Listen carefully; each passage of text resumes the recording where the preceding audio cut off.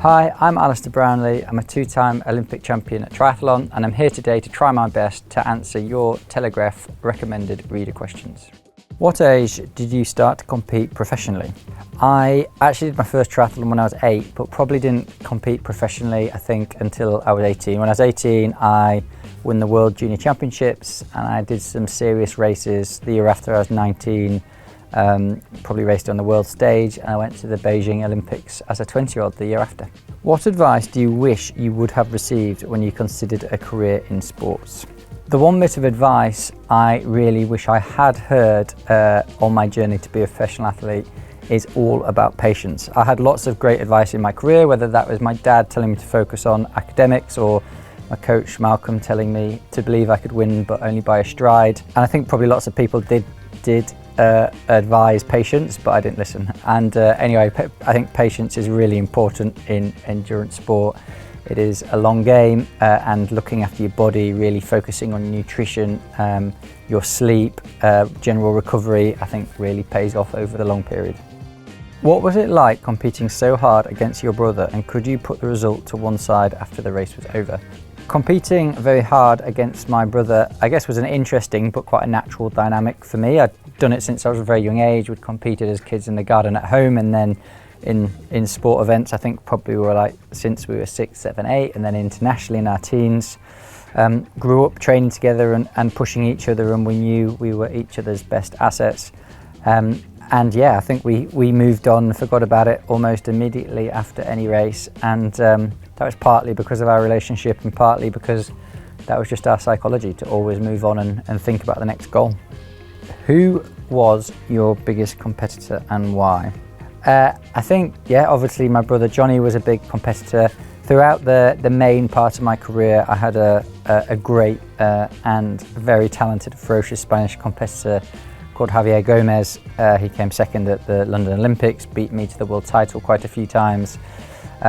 Why was he such a tough competitor? Because we were very close, I think, in physical ability. We were quite well matched in terms of where we were in the race. You would go through a whole race and only be one place apart, say, and quite a few of our races came down to sprint finishes. What was the most interesting destination in the world you visited? I was lucky to travel a lot to kind of many different places. I must admit, I actually loved racing at home in the UK a lot. Racing the World Series and the London Olympics will be the thing that really stand out as a special thing in my career, as well as when we had a World Series in Leeds and there was thousands of people on the side of the course. Of course, I loved travelling further afield, enjoyed going to South America and Brazil in the lead up to the Rio Olympics, enjoyed going to Asia because a lot of it felt so different in China and Japan. But I think I tend to be more of a outdoor mountains person than a city or a beach person, so anything that was mountains. Loved training in the Swiss Alps, enjoyed going to Austria to race in Kitzbühel. So yeah, I think that's where I'd pick to go back to. Which title did you enjoy the most, London or Rio? Well, I feel like I was very lucky to win 2 Olympic Games, and picking between them is a very tough one. They're very different. I mean, London, I was the favourite and was pretty confident, to be honest, that I was going to win that race, and to pull it off, I think, under that weight of expectation, especially the internal expectation, felt amazing. Rio had some big injuries, had surgery in the lead up to it, and it felt much more like a personal challenge, so to push it off was a massive achievement. How do you cope with the pressure and nerves of competition? I think pressure and nerves of competition are just a fact of life for everyone, but especially for professional athletes. I thought 2 things. I thought it's really important that you're nervous before a big event, because it shows that it means something to you, and if it means something to you, it's important, and it's important more than anything because you've put the work in to get there. So I think that's really important. I also had some great advice about pressure, which is a cliche that pressure is a privilege, but if you take it a little bit further, that it's not only a privilege, if you think about it, it's much better to have pressure than not have it, because it means you've done something to deserve it. And I quite like that kind of blunt perspective and way of looking at it. So yeah, I just tried to turn it into a positive and went out there and raced.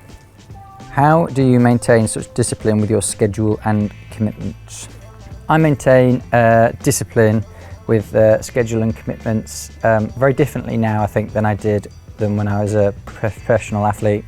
You know, when I was a professional athlete, I saw my job as removing discipline and motivation, willpower out of the equation as much as I possibly could, and I did that by just executing a very fixed routine, day in, day out, week in, week out, month in, month out. Now, as a retired athlete who tries to stay active and fit and keep well and healthy, sometimes I need to use that discipline to get up in the morning or whatever it might be to do the exercise I need to do.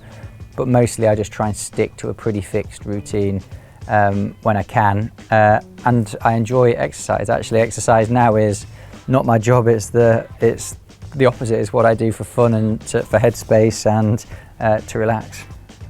Which of the triathlon sports is hardest for you? The sport that I find hardest in triathlon is swimming, for sure. I think the fact that backs this up is that I cycle and run every day, or one of them every day, and pretty much have done since I retired. And in all of that time, I've been in a swimming pool 0 times, I think. And I find it hard because it's indoor, it's monotonous, it's not that social. So yeah, and I love being outdoors, I love exploring. I love the simplicity of going running. Have you ever been attracted to any other multi-sport events like heptathlon or decathlon? I don't think I've ever been attracted to any other multi-discipline sports. In fact, if I would have done another sport, it probably would have been one of the triathlon components. I would have been a runner or a cyclist. Other multi-discipline sports like heptathlon and decathlon, where there's throwing, sprinting, power sports based, jumping involved, I would have been absolutely terrible at. How do you cope with the cold water? I actually really dislike cold water and being cold, and I think in my career I didn't really have to deal with cold water that much. Triathlons tend to be in warm places, and if it does get a bit cold, you wear a wetsuit. I did a race recently called Patagon Man in Chilean Patagonia, and so I was preparing for cold water, but it turned out on the day it was actually really warm. But it is amazing the difference equipment makes. Wearing a wetsuit hood, wearing hats, wearing boots, so only a tiny little bit of your face is exposed. And then I think the key is get in the water slowly and get your face used to that temperature slowly. Put it in the water for a bit, take it out, put it in for a bit longer, etc. And you just get used to it. What is the best piece of advice you can give a once-a-week runner who is coming into their 60s? Running, for me, is all about consistency. That's all that matters. Yeah, you just have to build the load up really slowly. You have to keep the load really similar. To be honest, I think if I were you, I don't know your circumstances, but I think you're probably better off doing 2 shorter runs a week than 1 longer run a week, for example, to keep that consistency there over time. Make a real effort that, I don't know if you're traveling for work or family or holiday, that you keep exactly that amount of running in that week on a similar surface. Run off-road if possible, if that suits you, and always have a good warm-up beforehand. For more videos like this, subscribe to Telegraph Recommended.